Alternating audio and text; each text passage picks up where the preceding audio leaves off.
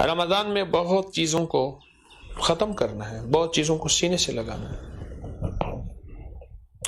تو میں ایک یہ تحفہ جو میں آپ کو اس وقت پیش کر رہا ہوں، دے رہا ہوں، یہ اپنی زندگی کا حصہ بنا لیں۔ یہ بہت بڑا تحفہ ہے اور یہ ایک بہت بڑی نعمت ہے جو میں آپ کو اس وقت دے رہا ہوں۔ وہ ہے 3 بار اول آخر 1 دفعہ یا 3 دفعہ درود پاک، اور 3 دفعہ سورت انا انزلنا، اور 3 دفعہ سورت انا اعطینا کل کوثر۔ انوکھی دنیا ہے، انوکھی دنیا اس کے اندر۔ وہ صاحب مجھ سے کہنے لگے جو پھلوں کا ٹھیلا ریڑھی لگاتے ہیں، وہ کہتے ہیں میرے پاس لوگ آتے ہیں، میں کچھ نہیں لیتا۔ وہ کہتے ہیں ایک بابا ہے، اس کو کسی کا دم عطا کیا ہوا ہے، کسی فقیر نے، کسی بزرگ نے، کسی ولی نے دم دے دیا، وہ لوگوں کو دم کرتا ہے اور لوگ ٹھیک ہو جاتے ہیں۔